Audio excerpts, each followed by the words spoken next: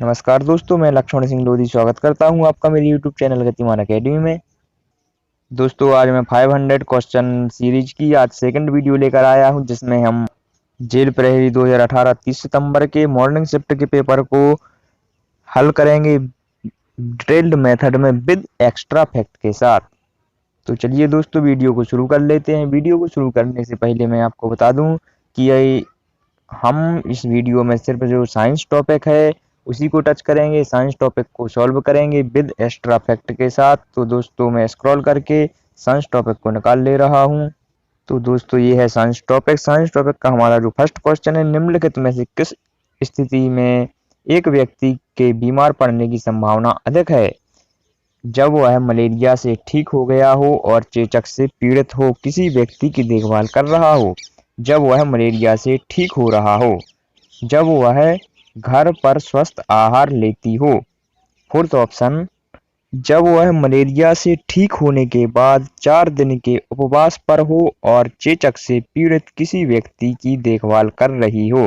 यहाँ पर बात की गई है रेफरेंस में, शायद नर्स के रेफरेंस में बात की गई है कि किस स्थिति में उसको बीमार पड़ने की पॉसिबिलिटी सबसे अधिक है। तो इसमें जो लास्ट ऑप्शन है, जब वह मलेरिया से ठीक होने के बाद 4 दिन का उपवास पर हो और चेचक से पीड़ित किसी व्यक्ति की देखभाल कर रही हो।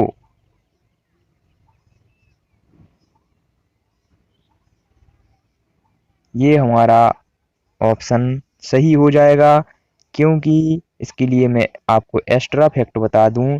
फर्स्ट जो ऑप्शन है, जब वह मलेरिया से ठीक हो गई हो और चेचक से पीड़ित किसी व्यक्ति की देखभाल कर रही हो, पॉसिबिलिटी यहाँ पर भी बनती है। लेकिन हमारा क्वेश्चन क्या है कि संभावना सबसे अधिक कहाँ पर होगी। तो यहाँ पर सिर्फ पॉसिबिलिटी बनती है। अगर ऑप्शन लास्ट वाला नहीं होता तो हमारा ऑप्शन फर्स्ट सही हो जाता, लेकिन सबसे अधिक पॉसिबिलिटी चूंकि हमारे लिए बताना है, तो हमारा जो लास्ट ऑप्शन है वही सही होगा। दूसरा, जब वह मलेरिया से ठीक हो रही हो। तीसरा, जब वह घर पर स्वस्थ आहार ले रही हो। तो थर्ड ऑप्शन नहीं है, सेकंड भी नहीं है, सबसे अधिक पॉसिबिलिटी बन रही है फोर्थ में। इसके लिए मैं आपको फैक्ट बताऊं कि किस कारण से फोर्थ में सबसे अधिक पॉसिबिलिटी बन रही है। जब वह मलेरिया से ठीक होने के बाद 4 दिन तक उपवास पर हो। एक तो वह मलेरिया हो चुका है उसको पहले, अब वह उपवास कर रही है जस्ट मलेरिया के बाद में, तो वीकनेस तो आनी ही है, इम्यूनिटी कम हो ही जाती है मलेरिया में। उसके बाद चेचक से पीड़ित किसी व्यक्ति की देखभाल भी कर रही है। तो चेचक एक वायरस से होने वाली बीमारी है, वायरस अटैक के कारण होने वाली बीमारी है। तो वैसे भी जो चेचक है एक इंसान से दूसरे इंसान में फैलता है, संक्रामक रोग है चेचक, तो उसको चेचक भी हो सकता है, इसलिए उसको बीमार पड़ने की सबसे अधिक संभावना होगी जब वह मलेरिया ठीक होने के बाद 4 दिन तक उपवास करे और चेचक से पीड़ित किसी व्यक्ति की देखभाल करे। दोस्तों, हमारा सेकंड क्वेश्चन है, निम्नलिखित में से किस विशेषताएं किस संघ फाइलम पर लागू होती हैं? ये विशेषताएं कुछ दी गई हैं, वो है जो किस संघ या फाइलम पर लागू होती हैं। जीव का शरीर पृष्ठीय रूप से चपटा होता है। जीव ट्रिप्लोब्लास्टिक और द्विपक्षीय रूप से सममित होता है। उनमें से ज्यादातर परजीवी होते हैं। ये 3 विशेषताएं हैं। ये 3 विशेषताएं जिस भी फाइलम से मैच करेंगी वह मेरा आंसर होगा, मीन्स की वह हमारा आंसर होगा। First, Annelida, plate helminths, Nematoda, arthropoda. तो दोस्तों, यहाँ पर जो प्लेट हेलमिंथीज हैं उनका जो शरीर होता है वह चपटा होता है। प्लेट, इसका नाम जो नोमेनक्लेचर किया गया था, इसको प्लेट नाम दिया गया था, वो इसी वजह से दिया गया था क्योंकि इनका जो प्लेट शरीर होता है प्लेट शेप का, मीन्स की चपटा होता है। और जो ये जीव होते हैं ट्रिप्लोब्लास्टिक होते हैं, द्विरूपीय सममिति होती है, मीन्स की बाइलेटरल सिमेट्री इनमें पाई जाती है। जो प्लेट शेप में होंगे, चपटे होंगे, तो उनमें ऑफकोर्स सिमेट्री तो होगी ही। और फिर उनमें ज्यादातर पैरासाइट भी होते हैं, ये भी हमारी शर्त कंडीशन पूरी कर रहा है। तो जो प्लेट हेलमिंथीज है हमारा सही ऑप्शन, सही आंसर हो जाएगा। एक्स्ट्रा फैक्ट के लिए अपन देख लेते हैं एनिलिडा। एनिलिडा में दोस्तों जैसे केंचुआ है, इस टाइप के जीव आते हैं। एनिलिडा में राउंड शेप जीव आते हैं हमारे, जबकि यहाँ पर चपटा पूछा गया है, तो ये ऑप्शन नहीं है। जो थर्ड है नेमेटोडा, सूत्रकृमि संघ है। यहाँ पर कृमि आते हैं, ये हमारा ऑप्शन नहीं है क्योंकि ये इसमें जो सूत्र फ्रेगमेंट लाइक जो कृमि होते हैं वो इसके अंदर आते हैं, मीन्स कि ये भी राउंड शेप होते हैं, तो ये हमारी शर्त पूरी नहीं कर रहा है। लास्ट ऑप्शन आर्थ्रोपोडा, आर्थ्रोपोडा में केकड़ा लाइक जो बहुत सारे आर्थ्रोपोडा मीन्स की होता है, पोडा मीन्स पैर होते हैं, बहुत सारे पैर वाले जीव आते हैं, ये हमारी शर्तें पूरी नहीं कर रहा है क्योंकि चपटे नहीं होते हैं, बहुत सारे पैर होते हैं, ओवल शेप में होते हैं, ये हमारी शर्त पूरी नहीं कर रहा। हमारा ऑप्शन सही होगा प्लेट हेलमिंथीस।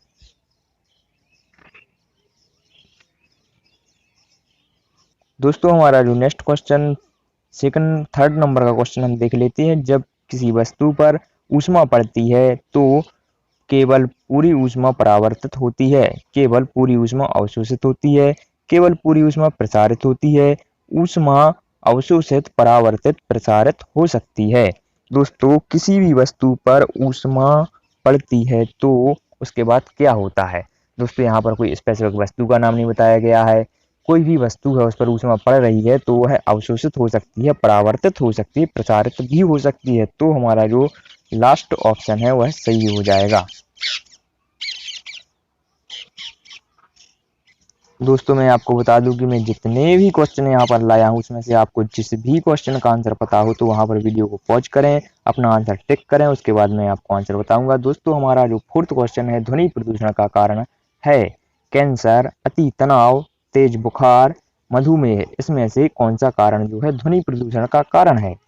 तो दोस्तों जो अति तनाव है, हाइपरटेंशन की स्थिति में ध्वनि प्रदूषण का थोड़ा बहुत कारण हो सकता है, तो हमारा सही आंसर हो जाएगा हाइपरटेंशन, अति तनाव। दोस्तों एक्स्ट्रा फैक्ट मैं आपको बता रहा हूँ कि जो कैंसर है, कैंसर किसी व्यक्ति को कैंसर हुआ है, एक रोग है, उससे ध्वनि प्रदूषण कैसे हो सकता है।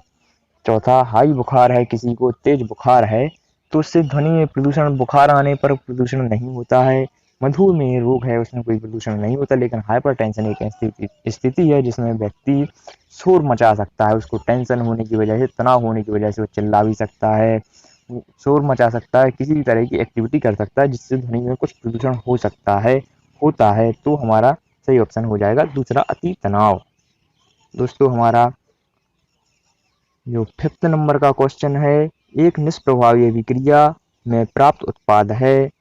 ऑप्शन है अम्ल, अम्ल एवं लवण, लवण एवं जल, क्षार एवं जल। दोस्तों हमारा क्वेश्चन क्वेश्चन को दोस्तों आपको है ना, किसी भी एग्जाम में बैठे हो तो क्वेश्चन को अच्छी तरह समझ लेना चाहिए। क्वेश्चन समझ में अगर आ जाएगा तो आंसर बन ही जाएगा, आंसर बनना ज़्यादा कठिन नहीं होता है, लेकिन क्वेश्चन को अच्छी तरह समझना चाहिए। कई बार क्या होता है, क्वेश्चन को ही नहीं समझ पाते हैं और हड़बड़ाहट में कोई भी ऑप्शन टिक कर देते हैं।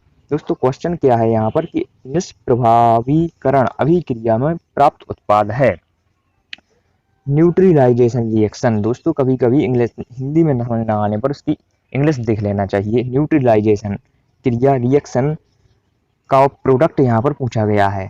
तो दोस्तों जो लवण एवं जल होता है इसमें कोई क्रिया नहीं होती है, कोई रिएक्शन नहीं होती है। जैसे कि समुद्र में जब जल से लवण बनता है, मीन्स की नमक बनता है, तो उसमें कोई रिएक्शन नहीं होता दोस्तों। तो ये निष्प्रभावीकरण अभिक्रिया का एग्जाम्पल है, प्रोडक्ट है, इसमें कोई जो प्रभावी रिएक्शन नहीं हो रही है। जैसे कि हम एक्स्ट्रा फैक्ट देख लेते हैं, जैसे फर्स्ट ऑप्शन है अम्ल, अम्ल में कोई भी रिएक्शन अगर अम्ल को वाटर में मिलाया जाए, किसी भी सॉल्वेंट सॉल्यूशन में मिलाया जाए तो रिएक्शन होती है।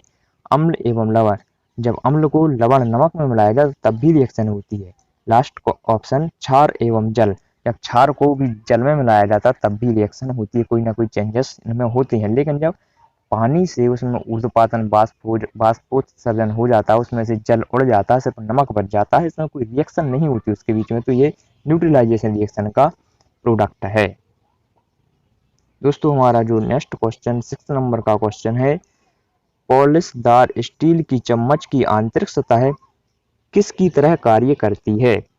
अवतल दर्पण, अवतल लेंस, उत्तल दर्पण, समतल लेंस। दोस्तों पॉलिशदार चम्मच होती है हमारी, स्टेनलेस स्टील की चम्मच ही आप समझ लो। उसमें अगर आपने कभी देखा हो, महसूस किया हो, उसमें जो हमारा फेस है बहुत चौड़ा दिखाई देता है, मीन्स की वाइड हो जाता है अगर उसमें अपन आंतरिक सतह से देखें तो ये काम कौन करता है। अवतल दर्पण जो हो वो इस टाइप के रिएक्शन देता है, मीन्स कि इस टाइप का काम करता है कि हमारा जो फेस है उसको फैलाने का कार्य करता है। तो इसका सही आंसर हो जाएगा फर्स्ट अवतल दर्पण। दोस्तों हमारा जो 7th नंबर का नेक्स्ट क्वेश्चन है, कैल्शियम नाइट्रेट और पोटेशियम डाइक्रोमेट के सही रासायनिक सूत्र क्रमशः हैं। यहाँ पर कुछ सूत्र दिए गए हैं जिसमें से हमारे लिए सही सूत्र बताना है कि जो कैल्शियम नाइट्रेट और पोटेशियम डाइक्रोमेट का सूत्र कौन सा है।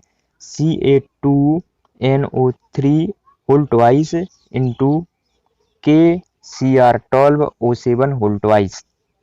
दोस्तों जो यहाँ पर 3rd नंबर का ऑप्शन है, कैल्शियम नाइट्रेट और पोटेशियम डाइक्रोमेट का रासायनिक सूत्र है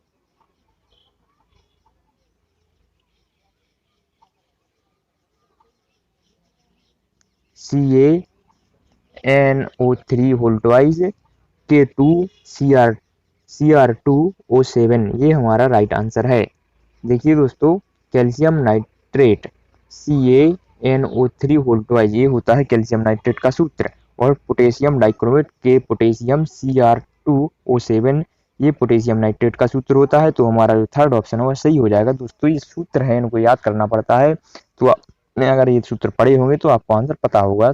3rd ऑप्शन हमारा सही है।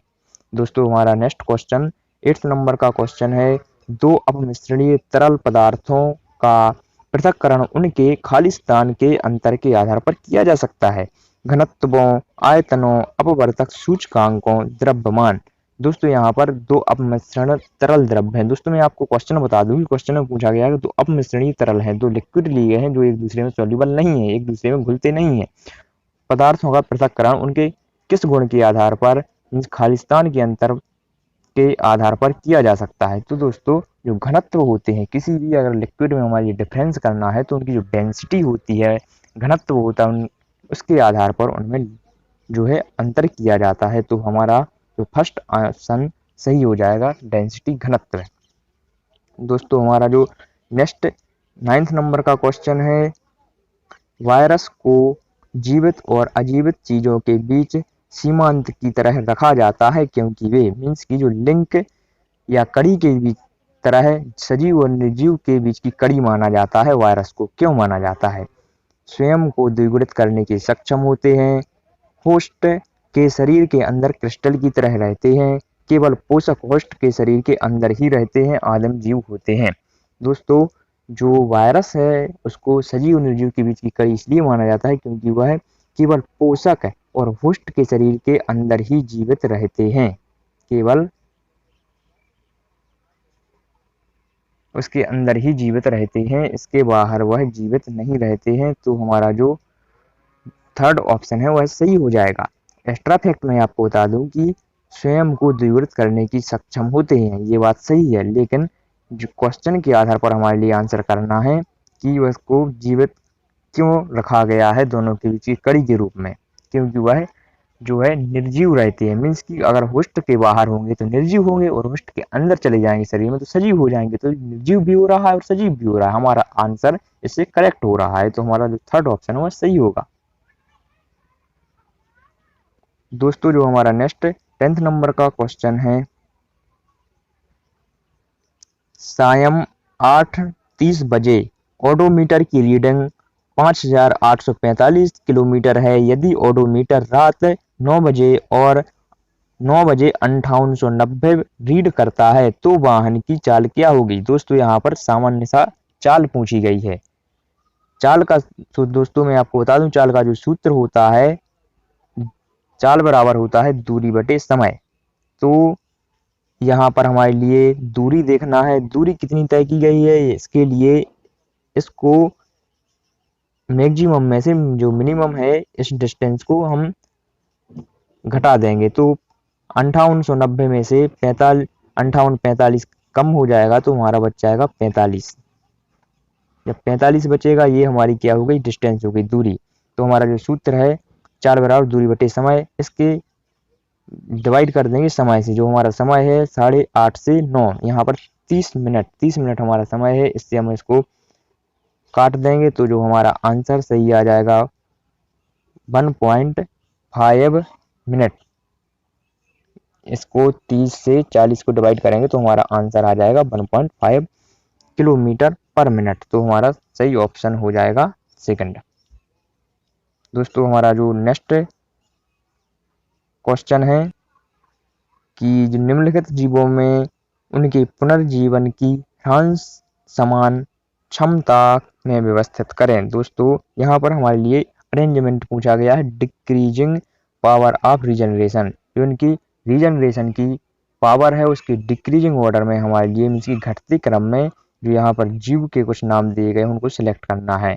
सबसे अधिक हमारा जो सिंपल सा क्वेश्चन ये है कि हमारे लिए इनको इस ऑर्डर में लगाना है कि सबसे अधिक रीजनरेशन की क्षमता जिसमें है उसको सबसे आगे और जिसमें सबसे कम है उसको सबसे लास्ट में, मीन्स कि उसके घटते क्रम में अरेंज करना है। दोस्तों हम जो जीव के नाम है देख लेते हैं, छिपकली, प्लेनेरिया, पुरुष, केंचुआ और गरुड़। तो दोस्तों मैं आपको बता दूं कि इसके लिए आपको जानकारी होना जरूरी है। आपने अगर पढ़ा होगा तभी आपसे इस टाइप के क्वेश्चन सॉल्व कर पाएंगे। दोस्तों यहाँ पर दिया गया है प्लेन एरिया। तो प्लेन एरिया होता है इसमें सबसे अधिक रीजनरेशन की क्षमता होती है। यह जीव अगर थोड़ा सा भी 1 या 2 5 सेल भी अगर बच जाती हैं तो यह अपने को रीजनरेट करके पुनः दूसरा जीव बना सकता है। इतनी रीजनरेशन की क्षमता प्लेन एरिया में होती है। दो सेकंड जैसे छिपकली है तो इसमें भी रीजनरेशन की क्षमता होती है। प्लेन एरिया के बाद में जो सेकंड नंबर पर है केंचुआ है दोस्तों, इसमें इतनी रीजनरेशन की क्षमता होती है अगर इसे 2 या 3 पार्ट में भी डिवाइड कर दिया जाए तो वह तीनों पार्ट एक पूर्ण केंचुए का निर्माण कर लेते हैं। दोस्तों मैंने किया हुआ प्रैक्टिकल है, मैंने कई बार ऐसे बरसात के टाइम में केंचुए काटे हैं जिससे उनके 2 या 3 हिस्से कर देता था तो दोनों 3 हिस्से उसके चलने लग जाते थे और अपना पूर्ण जीव आकार वो निर्मित कर लेते थे। इसके बाद में जो छिपकली है तो इसमें भी रीजनरेशन की क्षमता होती है। छिपकली के बाद गरुड़ और गरुड़ के बाद में पुरुष। सबसे कम क्षमता रीजनरेशन की दोस्तों पुरुष में होती है, मीन्स की मानव में हमारे अंदर जो रीजनरेशन की क्षमता होती है वह सबसे कम होती है। तो हमारा जो ऑर्डर है वह है थर्ड ऑप्शन सही हो जाएगा, क्योंकि इसमें ही हमारा जो मैंने बताया है उस ऑर्डर में जो मिल रहे हैं। सेकंड पर दिया है प्लेनेरिया, प्लेनेरिया में सबसे अधिक होती है। फोर्थ पर केंचुआ, केंचुआ में सबसे अधिक उसके बाद होती है। जो छिपकली है उसके बाद इसमें छिपकली में होती है, फिर गरुड़ में, और सबसे कम जो रीजनरेशन की क्षमता होती है वह इंसान में होती है, पुरुष में होती है। तो हमारा थर्ड नंबर का ऑप्शन सही हो जाएगा। हम अब नेक्स्ट क्वेश्चन देख लेते हैं। जब कॉपर सल्फेट के विलयन में लोहे की एक कील को 1 घंटे के लिए डुबाया जाता है, इस प्रयोग के संदर्भ में सही कथन का चयन करें। दोस्तों ये एक प्रैक्टिकल है जिसमें एक कॉपर सल्फेट के विलयन दिया गया है, उसमें एक लोहे की कील को 1 घंटे के लिए डुबो दिया गया है। इस प्रयोग के संदर्भ में सही कथन हमारे लिए चयन करना है। उपरोक्त सभी विलयन का रंग का नीले से हरे रंग में परिवर्तन हो जाता है। जो विलयन रंग है वह नीले से हरे रंग में परिवर्तित हो जाता है। केवल फेरस सल्फेट के निर्माण के कारण हरे रंग हो जाता है। केवल कील में तांबे की एक लाल भूरे रंग की परत निक्षेपित होती है। दोस्तों अगर यह आपने प्रैक्टिकल किया होगा तो आपको पता होगा कि इसमें अगर हम लोहे की कील को कॉपर सल्फेट के सॉल्यूशन में अगर डाल देते हैं तो उसमें जो विलयन का रंग है उस नीले रंग से उसका जो रंग चेंज होकर हरा हो जाता है, और कॉपर सल्फेट के कारण जो रंग है वह हरा होता है, वह कॉपर सल्फेट के कारण ही होता है। और फिर केवल तांबे की एक लाल भूरे रंग की परत निक्षेपित होती है। लास्ट में जो तांबे की एक लाल भूरे रंग की परत हमारे लिए कॉपर सल्फेट का जो सॉल्यूशन होता है उसकी ऊपरी लेयर पर जो लाल भूरे रंग की एक परत दिखाई देने लगती है। तो दोस्तों ये सभी जो ऑप्शन दिए गए हैं ये हमारी शर्त को पूरा कर रहे हैं, तो इसमें जो उपरोक्त सभी है हमारा आंसर हो जाएगा। दोस्तों हमारा 14th नंबर का नेक्स्ट क्वेश्चन है, जब एक विमान तेजी से आगे बढ़ता है तो दाब के साथ क्या होता है। जब एक विमान है वह तेजी से आगे बढ़ रहा है, हमारे लिए बताना है कि अब इसमें दाब में क्या हो रहा है। पंख के नीचे और ऊपर दाब समान रहता है। पंख के ऊपर दाब पंखे के नीचे दाब से अधिक रहता है। पंखे के नीचे का दाब पंखे के ऊपर के दाब से अधिक होता है। पंखों के ऊपर और नीचे का दाब बढ़ जाता है। दोस्तों, जब कोई विमान वायु में तेज गति से आगे बढ़ रहा है। दोस्तों, यहाँ पर विमान की बात हम अलग अगर ना करें, तब भी जो हमारा जो प्रकृति जो वातावरण है उसमें जो दबाव है वह जमीन पर सबसे अधिक होता है। और जैसे जैसे ऊंचाई बढ़ती जाती है, अंतरिक्ष की ओर हम बढ़ते जाते हैं, तो दबाव कम होता जाता है। तो कोई विमान हो, हेलीकॉप्टर हो, कोई भी वस्तु हो, अगर जमीन से ऊपर की तरफ जा रही है तो जो ऊपर दबाव होगा वह कम होगा और जो नीचे दबाव होगा वह अधिक होगा। ये फैक्ट है दोस्तों, आप जरूर इसको माइंड में सेट कर लें कि दबाव हमेशा ऊपर कम रहता है और नीचे अधिक रहता है। तो इसके अकॉर्डिंग जो हमारा थर्ड ऑप्शन है वह सही हो जाएगा कि पंख के नीचे का दबाव पंख के ऊपर के दबाव से अधिक होता है। दोस्तों, नीचे दबाव अधिक रहेगा, ऊपर दबाव कम रहेगा। इसको आप अपने माइंड में सेट करके रख लें। दोस्तों, हमारा जो नेक्स्ट क्वेश्चन है, क्या होता है जब एक इलेक्ट्रॉनिक कूलर चालू किया जाता है? संयोजी तार एक दूसरे की ओर आकर्षित होते हैं, संयोजी तार ठंडे हो जाते हैं, संयोजी तारों के साथ ऊष्मा उत्पादित होती है और धारा वहन तारों के आसपास एक चुंबकीय क्षेत्र उत्पन्न होता है। दोस्तों, इतना सिंपल क्वेश्चन है, आपको पता होना चाहिए। जब भी कोई भी तार में या फिर वायर में इलेक्ट्रॉन मूव करते हैं, मीन्स कि उसमें जो करंट है वह मूव करता है, तो उसके चारों एक चुंबकीय क्षेत्र उत्पन्न होता है। हमारा जो लास्ट ऑप्शन है वह सही हो जाएगा इसके आंसर में। हमारा जो नेक्स्ट क्वेश्चन है, निम्नलिखित में से कौन सी दो मवेशी नस्ल भारतीय मूल की हैं? दो नस्ल पूछी गई हैं जो भारतीय मूल की हैं, Jersey brown Swiss, Bos indicus, red Sindhi. दोस्तों, ये अगर आपने पढ़ा होगा तब आपसे ये आंसर बनेगा। तो दोस्तों, जो रेड बॉस इंडिकस है, वैसे अगर ट्रिक लगाएं तो भी आप थोड़ा कॉमन सेंस लगाएं तब भी ये आंसर बन सकता है। बॉस इंडिकस, इंडिकस मीन्स इसमें लास्ट वर्ड आ रहा है इंडिकस, जो इसका स्पीसीज आ रही है इंडिकस, तो इंडिकस है इंडिया की है।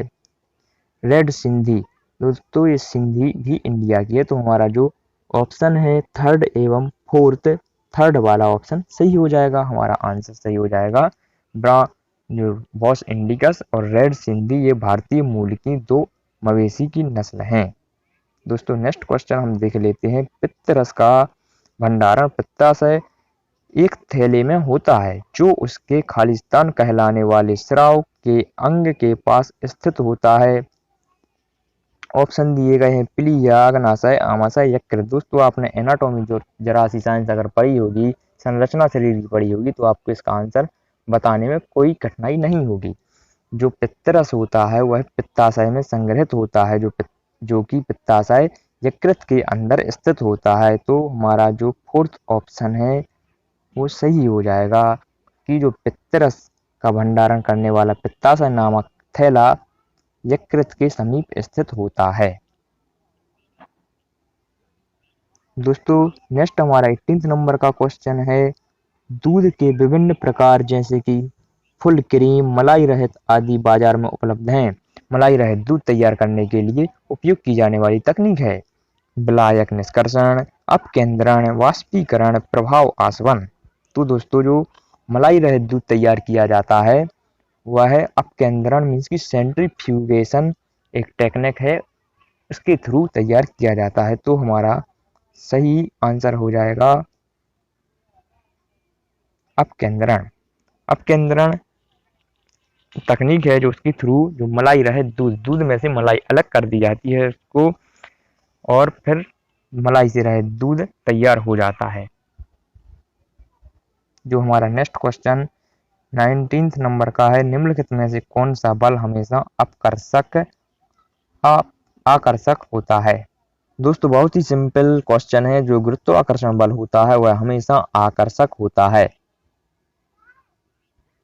दोस्तों, हमारा जो नेक्स्ट क्वेश्चन है, स्थायी ऊतक के दिए गए वर्गीकरण में 1, 2, 3 और 4 की पहचान करें। दोस्तों, यहाँ पर डायग्राम में आप देख पा रहे होंगे, इसमें यहाँ पर 1, ये 2, 3, 4 जो ब्लैंक दिए गए हैं इनके लिए हमारे लिए सही उत्तर की पहचान करनी है। दोस्तों सिंपल सा क्वेश्चन है, आप इस क्वेश्चन से डरे ना, मैं आपको ये क्वेश्चन सिंपल कर देता हूँ। यहाँ पर इसमें क्या पूछा गया है, ये लिखा है परमानेंट टिश्यू। परमानेंट टिश्यू दो प्रकार के होते हैं, सिंपल तथा यहाँ पर एक ब्लैंक। ये सिंपल और दूसरा हमारे लिए बताना है कि दूसरा कौन सा होता है, और फिर यहाँ पर सेकंड इसका ऑप्शन बताना है, और थर्ड और फोर्थ ये ऑप्शन हमारे लिए बताने हैं। तो दोस्तों देखते हैं, मृदुतक। तो दोस्तों हम क्वेश्चन को सॉल्व करते हैं। जो परमानेंट टिश्यू होता है वह दो प्रकार के होते हैं, एक तो सिंपल होता है, दूसरा होता है कॉम्प्लेक्स। तो दोस्तों यहाँ पर ये आंसर में आप देख पा रहे हैं सभी में कॉम्प्लेक्स दिया हुआ है, फर्स्ट नंबर पर कॉम्प्लेक्स ही दिया गया है सभी में। तो हमारा जो फर्स्ट ऑप्शन है सही हो गया। सेकंड यहाँ पर जो सिंपल टिश्यू पेरेन्काइमा टिश्यू होते हैं वो 3 प्रकार के होते हैं, एरेन्काइमा, यहाँ पर ये कोलेन्काइमा दिया गया है, और थर्ड स्क्लेरेन्काइमा। तो यहाँ पर सेकंड नंबर पर एरेन्काइमा, ये सेकंड नंबर पर आ जाएगा एरेन्काइमा।